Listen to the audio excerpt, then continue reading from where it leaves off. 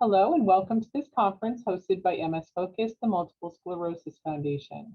I'm your host, Deborah Foreman, the Educational Programs Coordinator, as I had mentioned, for MS Focus. And I'm joined by Dr. Herb Karpatkin, who will be spending the next hour answering your questions about physical therapy and MS. Now I'm delighted to introduce him.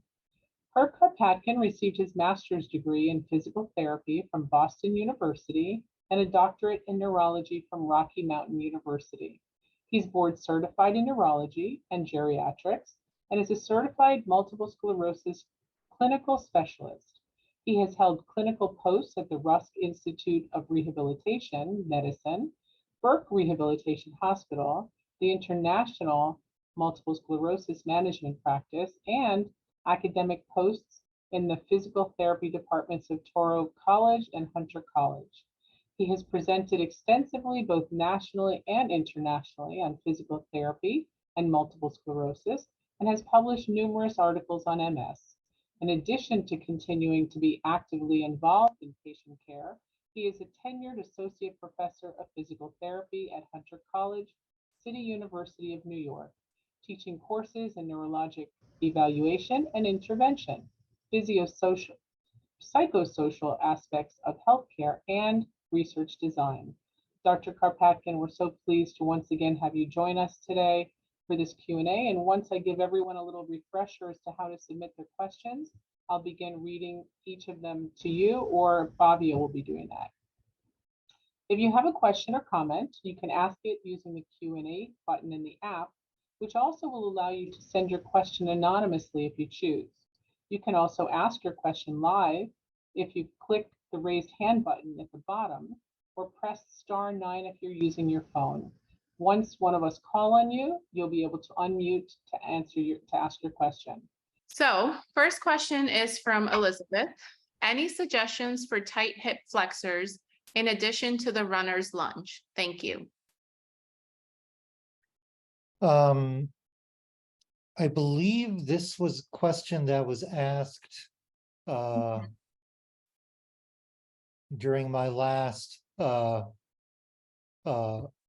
here, and what seems to be being told me is the runner's lunge position is not really helping you out enough. So let me suggest an alternative stretch, and this is actually much easier. So let's assume that you have tightness in your right hip flexor. A nice way to stretch it out, and a very easy one, is to lie down flat on the bed. We're close to the right side of the bed, and let the right leg hang over the side of the bed. So the left leg is on the bed, and the right leg hangs over the side.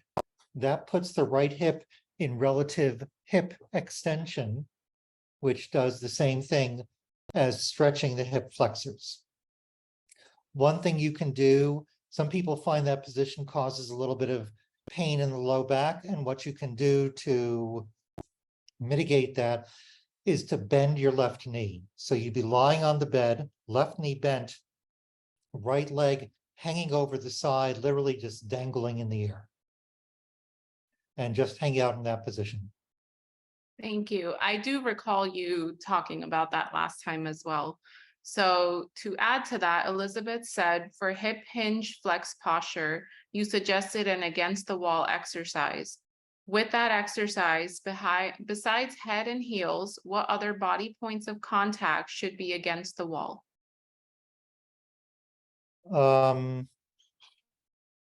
Is that going to be in my Q&A? I want to see it if is, and I did not delete it, so you can read it again. Okay. For hip hinge flex posture, you suggested a wall exercise. With that, Elizabeth, you're going to have to refresh my memory as to what exercise I suggested. I'm not really sure what you mean by hip hinged flex posture. Do you just mean bending over at the hips so your hips are flexed? So Elizabeth raised her hand, but I'm going to just ask one question ahead of her because we do go in chronological order, and then you can have this discussion. Michael is asking, can I play hockey? Can you play hockey? Um, uh, that's wow, I've never been asked that question before. It depends, I suppose, on how severe your MS is. I know people with MS who engage in pretty aggressive physical activities, including mixed martial arts. There was a fellow who played in the NBA who had MS. I know people who do 100-mile bike rides with MS. So it's going to depend on how severe the MS is affecting you. If it's really difficult to answer the question, one thing to be aware of is if you're doing, and I don't really know a ton about hockey, but I know it's an extremely active sport where you're constantly moving and constantly shooting up and down the ice, and from what I could tell, slamming into people a little bit. And what I do know about it is that it will causes a lot of body heat. Any type of aggressive long-term exercise is going to raise your core temperature. And if your MS is relatively mild, not a big deal. If it's worse than mild, then the raise in core temperature is going to increase your symptoms. So it's really going to depend if you're worried, will the hockey make your MS worse? Absolutely not. There's no reason to think that any type of physical activity is going to make your MS worse. MS doesn't work that way. I see Michael Shalabi has a second question. Can I work in engineering construction? And same question. I do have had multiple patients who worked in construction with MS. You said typically 35% field work. I'm not exactly sure what 35% field work means. If it means that, anything from carrying metal bars, I know about as much about construction as I do about field hockey. But firstly, there's no reason to think that field work is going to worsen your MS. It may transiently worsen the symptoms, but it's really going to depend, Mr. Shalabi, on how severe the MS has affected you. Thank you. I'm going to let Elizabeth talk so she can clarify her initial question with you. Excellent. Elizabeth, can you hear us? Yes. Perfect. Can you guys hear me? Hello. Yeah. Hello, Elizabeth. Thank you, Dr. Karpatkin. So last month, or the last time you were on, you suggested for walking with a forward hip flexion, standing with my back against the wall, head pressed against a pillow or cushion. And I was wondering whether I needed to have my lower back against the wall. Okay. Now, Yeah. so the problem is you were starting to lean forward a little bit when you walked? Yes, at the hips. Yeah. Yes. Okay, thank you for clarifying that. The exercise was really an exercise meant to activate the muscles that prevent the bending forward. So what the ultimate goal is to get as much of your body between your buttocks and the back of your head touching the wall as possible. Okay. To do that, you have to activate, the muscles of your backside, the gluteus maximus, the muscles of your low back, mid back, and upper back, and even the muscles of the back of your neck are all going to be active. And you really just want to try to push into the wall and hold it for, 10, 15, 30 seconds. And that's an exercise I give many of my patients who talk about the exact same thing that you have. I literally saw a patient, what day is today? Monday, it must have been Friday. I hadn't seen her in a few weeks, and I noticed when she was walking, her posture was a little bit off. Her head was forward and she was a little bit bent at the hips. And I said, have you been doing that wall exercise where you push your back in the back of your head into the wall? And she looked kind of sheepish and she said, no, I haven't done it in a few weeks. So there's your answer. That's kind of the double-edged sword of exercise. It's like medication. If you stop doing the exercise, whatever advantage the exercise gave you is going to decrease. So it has to be a consistent thing.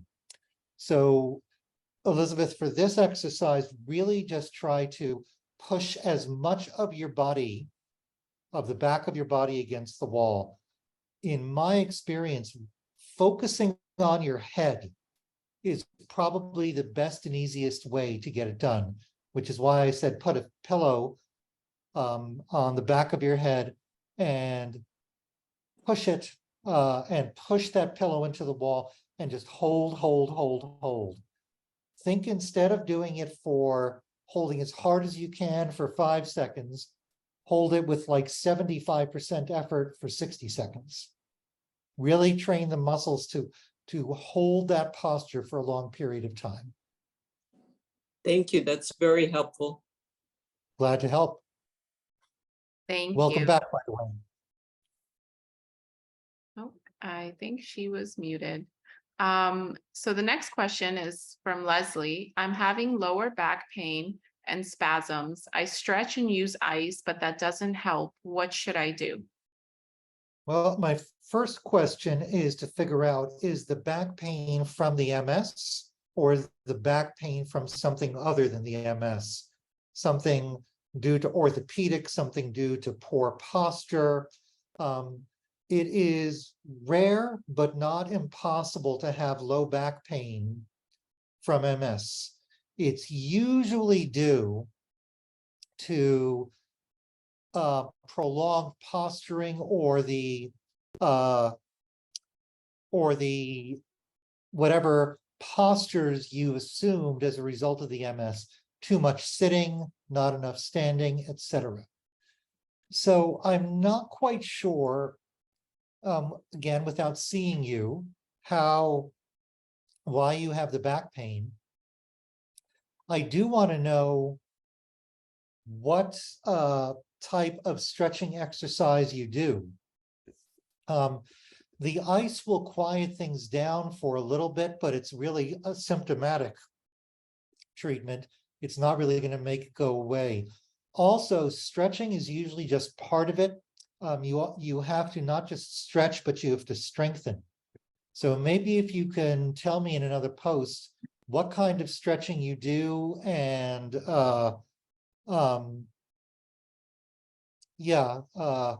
and maybe how often you do it, I could give you a better answer.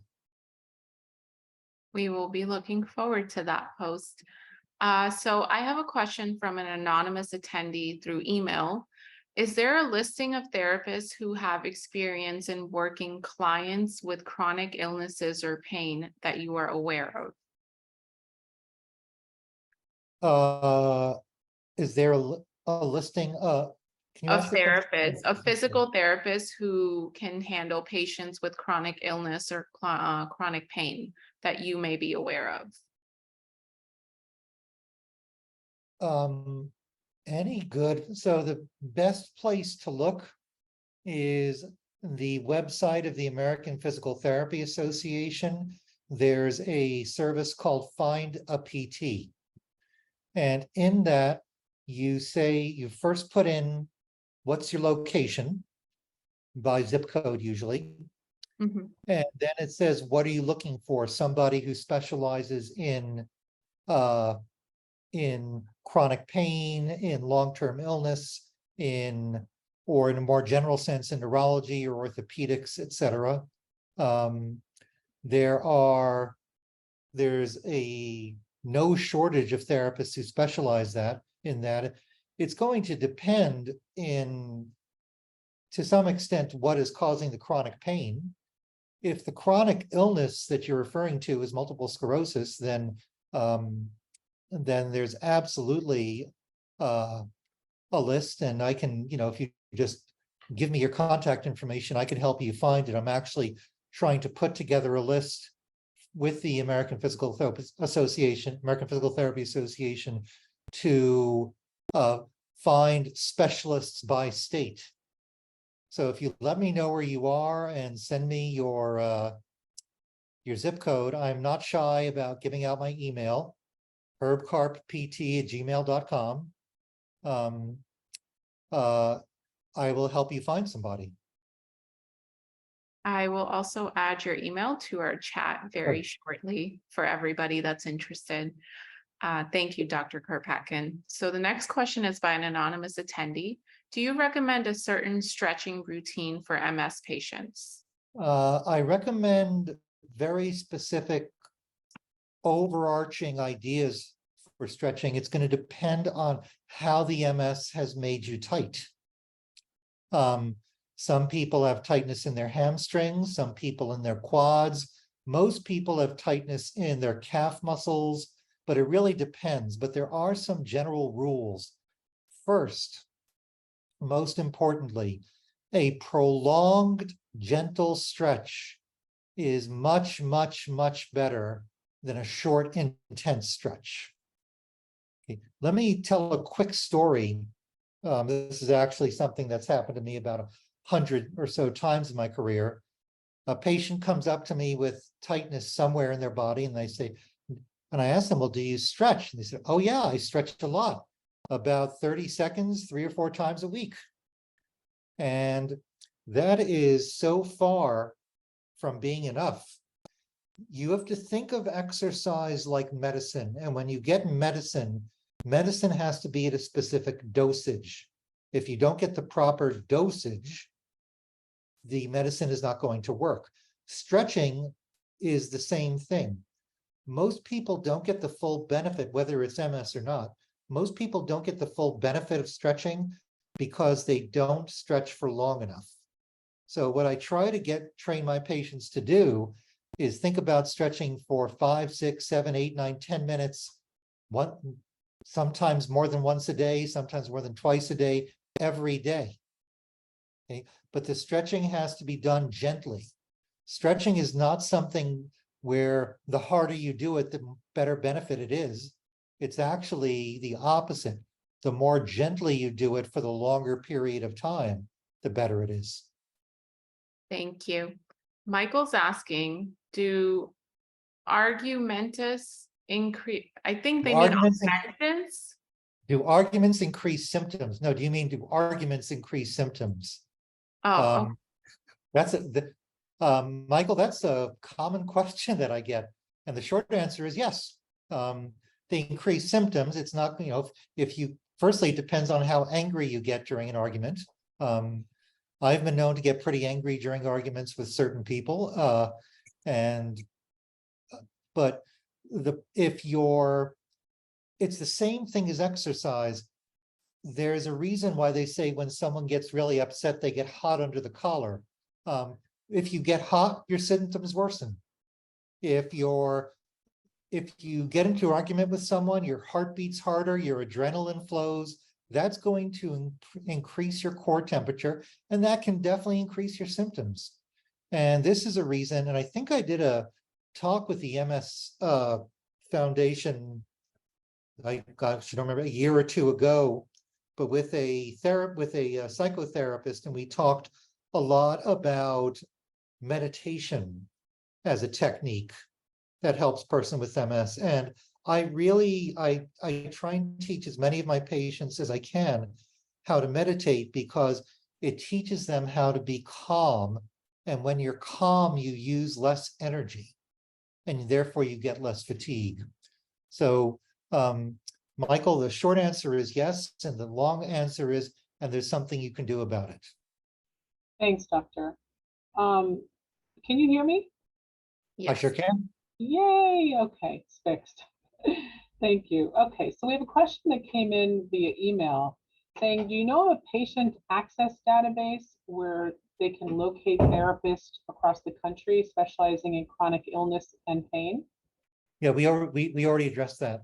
That's the only one we address. And I encourage this person to get in touch with me directly. Okay. Because we do have a list. It's accessible right now just to PTs. We're going to try and make it accessible to patients as well. Great, thank you. I was busy trying to get my, I didn't hear you originally. So she did send 3. If I might, I'll ask another.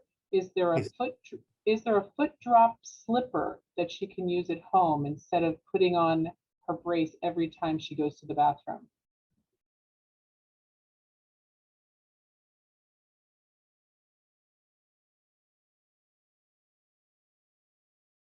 Unfortunately, no. What there is and this is something one of my patients use. I don't quite remember the name of the device, but it works by, it's a slipper, and on the toe area of the slipper, there's a lace, and there is a strap that goes from the laces over the toes to the ankle, so it pulls the toes up. And I'm not quite sure where to get it, but I can look for it when we're done with this talk and share it with the MSF, and you could put it out there. It's my patients who do not want to wear braces at all, but still need help with foot drop, tend to use that. And it's not as confining as a brace. Perfect. Okay. We have an anonymous person who's asking, can MS cause IT band syndrome? The short answer is yes and no. It absolutely cannot cause it. IT band or iliotibial band syndrome is a tightness of the muscles on the outside of your thigh. It is an orthopedic condition. Multiple sclerosis is a neurologic condition. So what can happen, though, is because many people with MS have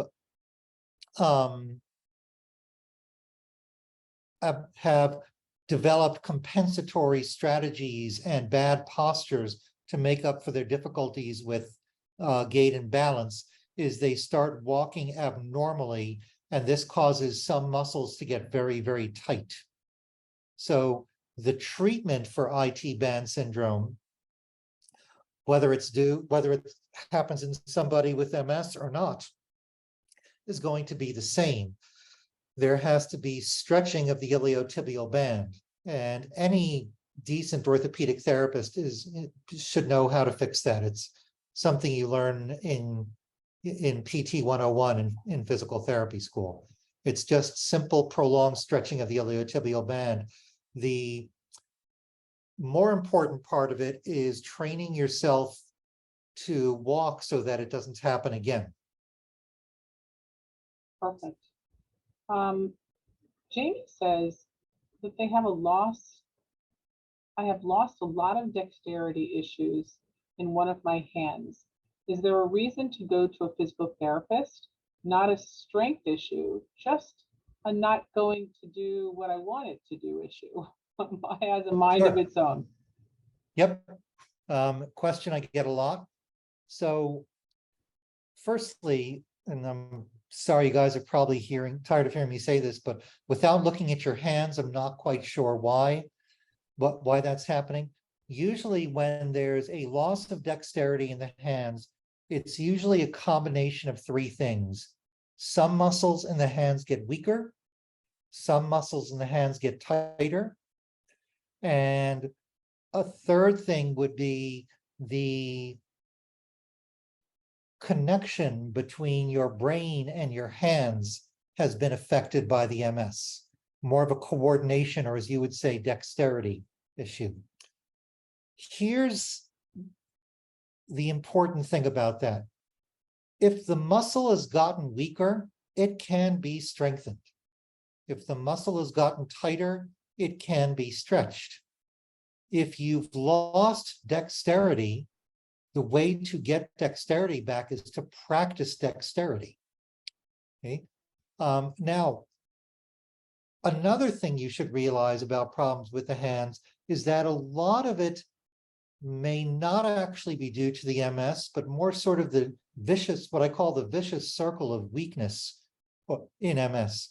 So say your hand got a little bit weaker and a little bit tighter, so you don't use it quite as much.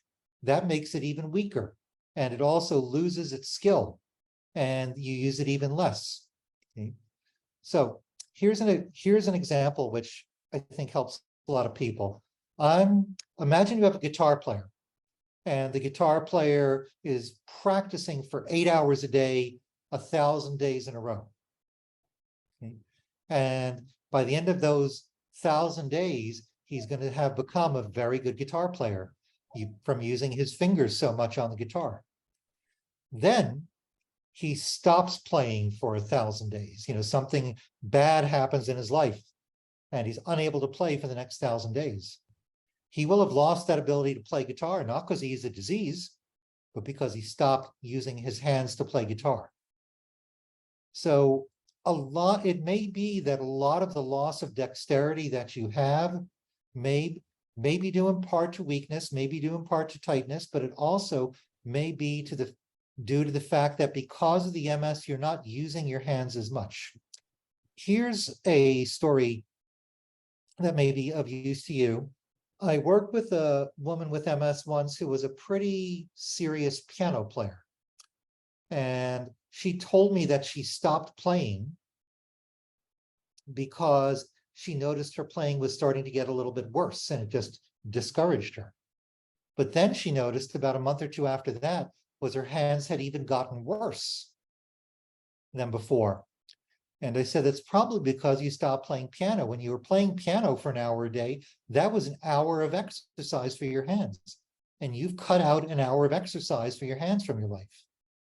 And she went back to playing, and she said, well, on one hand, I don't play as well as I did before, but on the other hand, for other tasks, things like buttoning her clothes, cutting her food, putting on her jewelry or her makeup, that had gotten much better.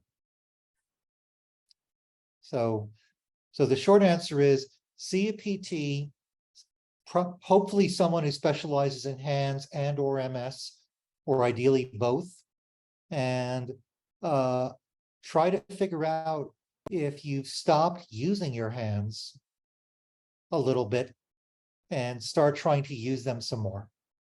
I could talk about the hand thing all day because it's a really fascinating part of MS.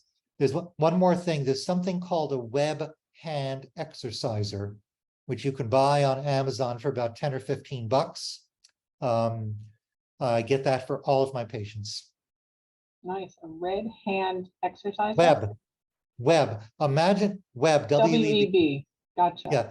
Imagine like a tennis racket, and you put your fingers through the strings, and you either try to close your fingers against them or open it against them. Okay. Well, we'll put it in the notes. Okay. Now, Allie says, I have had inactive multiple sclerosis for almost 20 years. While I'm not currently using any mobility aids, my mobility is getting a little more impaired. Actually more impaired, not even a little. My neurologist says it's because I am at a point where brain reserves have been depleted. What exercises do you suggest to most efficiently and most quickly build brain reserve if possible?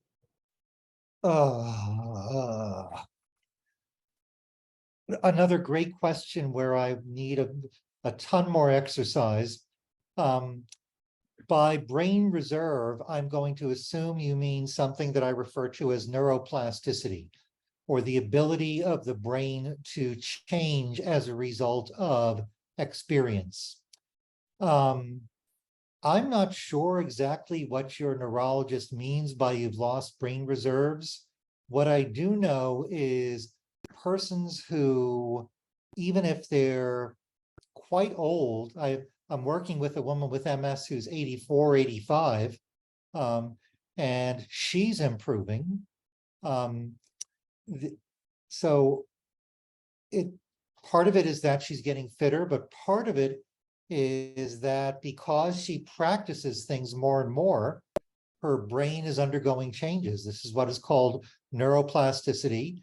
And there's mountains of evidence that show that even persons in their 90s are capable of having neuroplasticity or having brain growth. So the question is, how do you do it quickly and most efficiently? The first thing I can say is get to work. The second thing is figure out what specific mobility tasks you're having trouble with and practice those. And by all means, see a physical therapist. If you're having trouble finding one in your neighborhood, once again, get in touch with me and I will help find one for you. But your story is something I hear a couple times a month, that somebody says, well, the MS wasn't really bothering me too much for the first 15, 20, 25 years.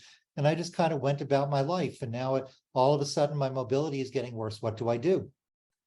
And the short answer is get to work, get a PT, practice mobility tasks.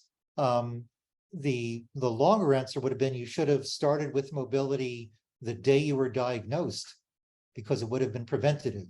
But that absolutely does not mean that you can't improve. To be honest, almost all people improve significantly once they started a exercise program. And the ones who improve the most are the ones who've never exercised before. I love the fact that you're so proactive. You know, it's the name of the game, right? Yeah. Keep going. MS, if you think of the MS as an evil spirit, the evil spirit loves it when you're inactive. The evil spirit loves it when you're passive. It hates it when you're trying to be proactive. It hates it when you move. It hates it when you exercise. Yeah, but it helps. So Jeffrey wants to know if there's any recommendations on managing my lackluster ability to walk because of my darn hip flexors. Thank you. Can you repeat that again, Deborah? Yep. Jeffrey says, any recommendations on managing my lackluster ability to walk because of my darn hip flexors? Okay, so if the hip flexors are your problem, and I'm going to assume that they are, you have to do exercises that strengthen your hip flexors. Without, again, seeing you, it's hard to say. I'm going to give two different examples of a hip flexor exercise. One is going to be quite simple, and the other is going to be quite a bit more difficult. The simple one goes as follows. You lie on your back. Let's say your right hip flexor is the weak one. You lie on your back with your right leg hanging over the side of the bed. Your left knee is bent and your left foot is on the bed. So now your right leg is hanging over the side and you try to lift the right leg that's hanging over the side up and then slowly lower it down. And it's the slowly lowering it where you build the strength. And so try and do 5 to 10 repetitions of that. Take breaks as needed, okay? But lift it up as high as you want and then slowly lower.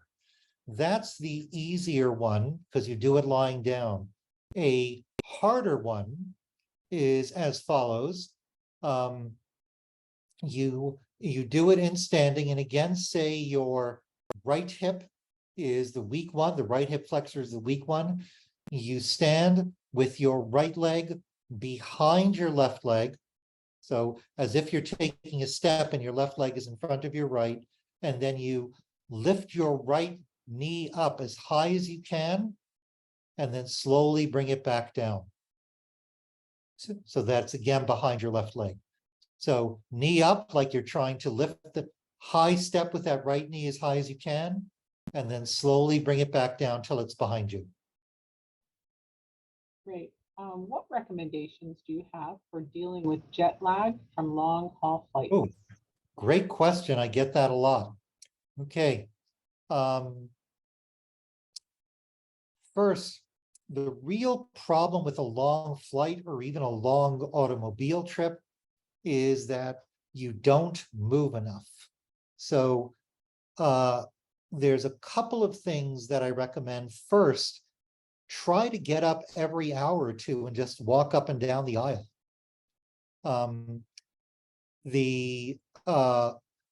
The prolonged inactivity is really going to make anyone's symptoms worse. In addition to that, try to exercise in the airplane seat as much as you can. Now, it could be that I'm just getting older and wider, but the airline seats seem to have gotten much, much smaller than they were before, and it's much harder to move around in them. But a couple of the exercises that I recommend people to do if they're sitting in their chairs, first, pump your ankles up and down, bring the toes high, push the toes down, toes up, toes down. Just do that over and over. The second one, squeeze your knees together, pull them apart. Knees together, pull them apart. Next, cross your arms over your chest, put your arms behind your head, across your chest. So just try to move your body as much as you can. Tilt your head up so you're looking at the ceiling, tilt your head down so you're looking down at the floor. So move, move, move. The second thing is drink water. Okay? The air in an airplane is much drier than otherwise, and it causes people to become dehydrated. So even if the stewardess asks you really nicely if you want alcohol, I would recommend against it. And instead, just drink, drink, drink. I do this every flight I'm on, even if it's like a 45-minute flight. I drink before I get on the flight, I drink during the flight, and I drink after the flight. And one advantage is if you drink during the flight and you have to go to the bathroom, that means you have to get up and walk down the aisle. So you get that going as well. But movement and keeping hydrated are really keys. Wonderful. That was a really good question. I never heard that one. Okay, so I gotta make a quick point here. I've been working in MS for, I don't even want to think how long, 30, 35 years. And when I first started, I would never get questions about long flights because people with MS rarely went on long flights. And now it's a common thing, and it really shows how far we've come in working with MS, that people with MS now are doing the things that anyone else would do. I got a question about hockey. I got a question about long flights. It's really quite remarkable. Yeah, good changes, huh? Okay, so Michael would like to know, did MS cause my eye to shift after a concussion? I had to use special glasses to align it back. That's a difficult question. The concussion may have caused your eyes to shift, or the MS may have done it. Both can do it. I don't know. MS can affect a part of your brain called the brainstem, which controls the and some of the parts of the brainstem control the movements of your eye. And your eye moves because the certain muscles are pulling it up or down or left or right. And if one of those muscles gets weak, the other muscle is going to have too much pull. So there can be those kinds of visual changes. So it happens with MS, it happens with a concussion, probably more likely that it happened as a result of your MS. The concussion may have sped it along a little bit, I don't know. So hard to say.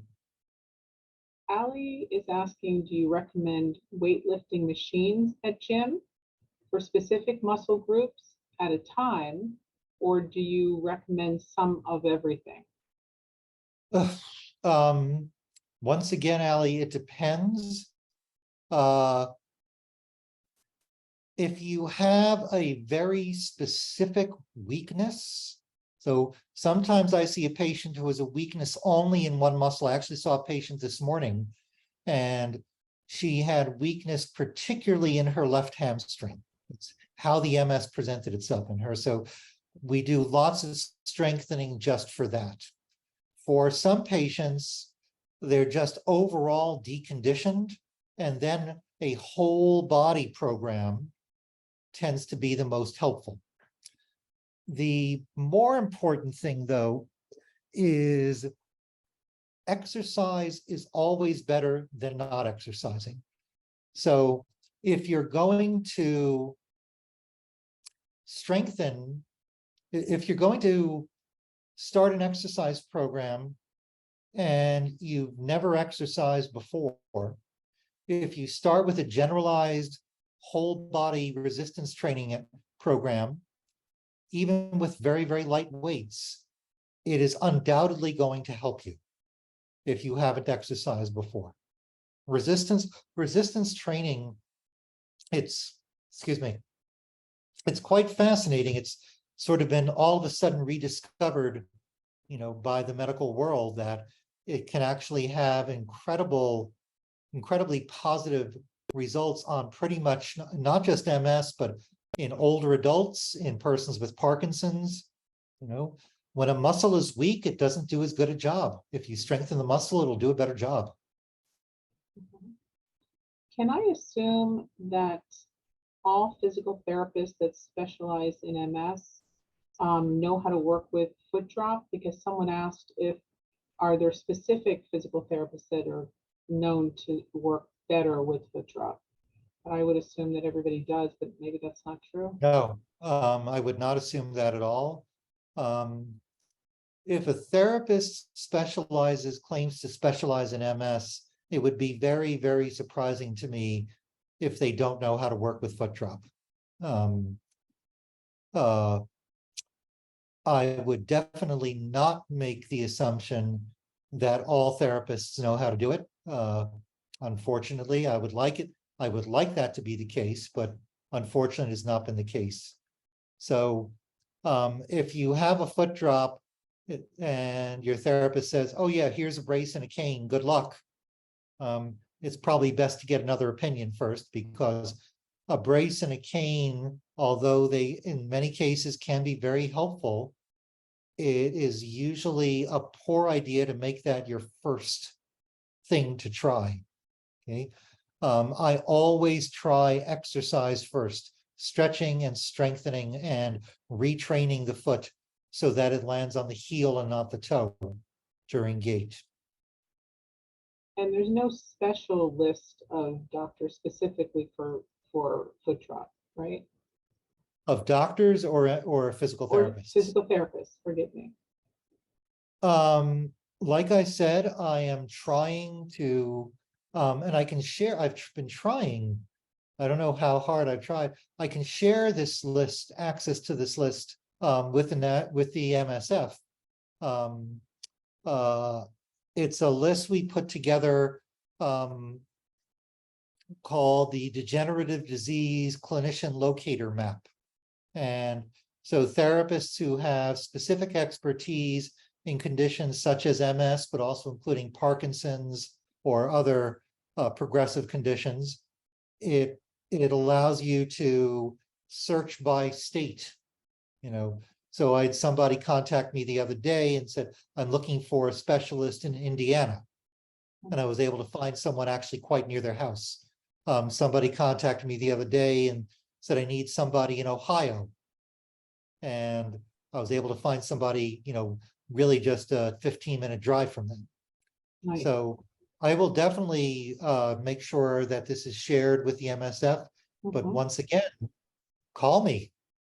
Yeah. I can do this for you. I can find the people.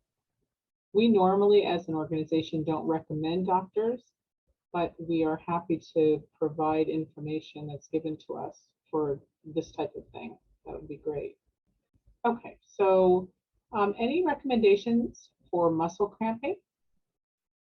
It depends on what's causing the muscle cramping. If it's usually muscle cramping comes from muscle tightness. So if you feel a muscle cramping, you have to gently stretch that muscle out. So say I'm feeling a muscle cramping in my biceps, in the muscles on the top of my arm.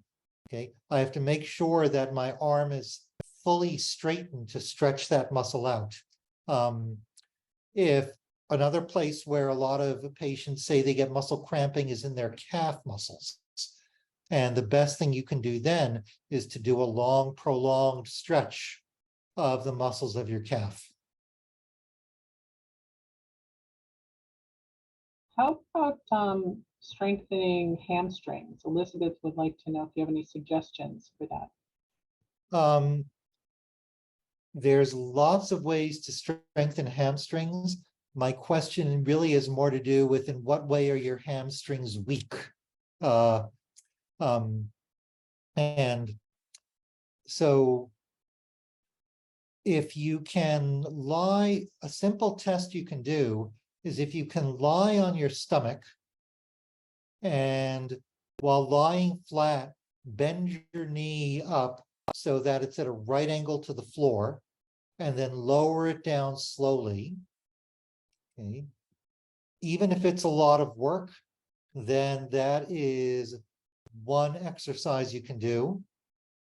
If that's too hard, you can do a similar thing in sitting. Sit in a chair with your knee fully extended and slide your heel along the floor. Okay, so your heel comes closer to you. But it's going to depend again on how weak your hamstrings are, if it's in fact your hamstrings that are weak. Sometimes people think their hamstrings are weak. It turns out to be another muscle. Again, why you need to see a good PT to tell if your hamstrings are truly weak or not. A good PT should be able to say, this is the weakness that you have. This is how it's impacting your walking and balance. This is the exercise or exercises you do to address it. Thank you. Someone's asking, or actually saying, that they have MS and they were just diagnosed with osteoporosis and osteopenia. Are there any exercises that you would recommend for that condition? Great question. Similarly to what we were talking about before, 35, 40 years ago, I didn't get that question so much because persons with MS usually did not survive long enough to experience osteoporosis and osteopenia, and now it's the normal thing. So the best exercise to do is weight bearing. Stand with good posture, walk, do squatting exercises like sit to stand. The more weight bearing you do through your hips and through your back, the better. And the MS demon loves it when you don't weight bear. The MS demon wants you to lie down and be comfortable, no weight bearing at all. And because that makes the osteoporosis much worse, and he loves that. So weight bear, stand, walk. I'm going to remember that. MS demon. Okay, I like that. I'm going to steal that one from you. It's all yours. I've been fighting that dude for a long time. He's tough. Yeah, he sure is. Michael has sort of a vague question, and I don't know that you want to speak to this, but what's the best diet to have? And what are the best foods to eat? I would love to speak to that. So firstly, some people say there's an MS diet, and there is zero science to support that. Okay. However, somebody with a good diet is going to do much better than somebody with a poor diet. So consider two people with identical MS, and one person eats 10,000 calories a day, mostly of ice cream and cake and potato chips and Coca-Cola. The other person with the identical MS eats 1,500 calories a day of fruits and vegetables, lean protein, nuts, legumes, etc. The person with the diet of unprocessed foods and fruits and vegetables is going to have a much easier time of it than the person with the other diet. There was an MS diet, a book called the MS Diet that came out many years ago by a fellow named Michael Swank, called the Swank Diet.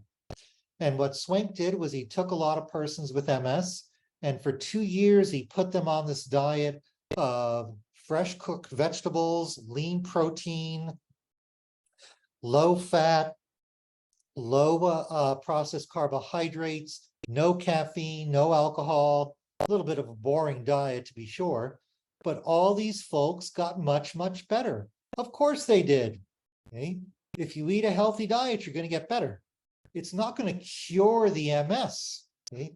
But the healthier you are, the less the MS is going to have an impact on you. The MS demon loves it when you eat 10,000 empty calories a day. You say, yeah, have 10 more milkshakes. Absolutely. You know, eat another 10 ding dongs. That's the best thing. He hates it when you eat salads. So many of my MS patients got better when they lost weight. Why? Because when they lose weight, the energy cost of moving becomes less. And as we all know, fatigue is one of the most prominent, most common issues that people with MS experience. Okay? So if you lose weight, it's harder to get fatigued because your body doesn't have to work as hard. Yeah, I'm sure that's the case. We were just having a holiday dinner the other night, and I was telling my nephew, who's a physician, that my husband's knee is hurting, and he said, "Well, if he'd lose some weight, he'd feel better." So this, it speaks to what you're saying. So yeah, okay. I think we have a couple more minutes. If anybody has any questions, we're happy to give them to the doctor. So, or we can end now, but either A couple way. questions in chat. I don't see any. Okay, well, let me use, if no one's gonna ask some questions, let me just talk for a bit. I urge anyone who wants to reach out to me. I can try to advise you over the phone. I could try to find people who can help you. One of the nice things about these calls is very often people reach out to me afterwards, and I'm able to, you know, whatever question they asked, which I couldn't get to in depth of this, we're able to figure it out a little bit more. And I'm very open to that. I do have to say this is a pretty busy time of year for me because I'm teaching 4 classes at Hunter College. Plus I'm doing 3-4 different MS research projects right now, looking at various types of exercise programs and physical therapy regimes on walking and mobility in persons with MS. So I'm really busy, but so I may not answer you immediately, but I always answer my emails. So okay. Would you like to give me do you want them to send it to us and then to you, or to you directly? send it to me directly. Okay, go ahead and give me the email address because I don't know it offhand. H as in Henry, E as in Edward, R as in Robert, B as in Bob, K as in Kevin, A as in Andrew, R as in Robert, P as in Peter, P as in Peter again, T as in Thomas, at gmail.com. Herb Carp PT at gmail.com. Bahavia just posted it, and so did Deborah. So wonderful. Okay, so we have it there. Anybody that wants that, we just put it into the chat. You can pull it off from that. And Deborah, yeah. while I have you on the phone, I'd like to send you guys a link to the clinician locator map, and oh, wonderful. See if there's a way that you can share this with your, share this through your magazine, and it might be a way by which persons with MS will have better luck finding a clinician with the special skills that they need. Thank you. And we might actually, once you send it to me, I'll go downstairs to the powers that be and see if we can put it on our website. So for anybody that goes to the website, That yeah, that would be amazing. wonderful. Okay. So I don't see any more questions. I think that's the end of our time. And unless you have something else to do, I'm going to say goodbye to everyone. 5 o'clock, so. Okay, so Have a that good brings us, next meeting. it brings us to the end of our time. If you've missed any part of this conference, it has been recorded and will be available through the MS Focus Facebook and YouTube channels. Please reply to your registration email for information on how to access the recordings or to sign up for our newsletter, which you'll be able to learn about upcoming events. Also, you'll be receiving a short survey when you leave the conference. We greatly appreciate your feedback, which helps us determine what type of information is most meaningful and helpful to you as the attendees of these conferences. Our next teleconference is tomorrow, believe it or not, and tomorrow afternoon, which is Tuesday at 4:30 p.m. Eastern. Our guest speaker tomorrow will be Dr. Ben Thrower. The topic of his presentation is going to be, Are You Tired of Being Tired? MS Fatigue. Our sincere thanks to all of our attendees for your participation, and especially to Dr. Karpatkin, who continually takes time out of his busy and really busy, as you tell us, schedule to help educate all of us. Goodbye, everyone, and we'll see you next time. Be well.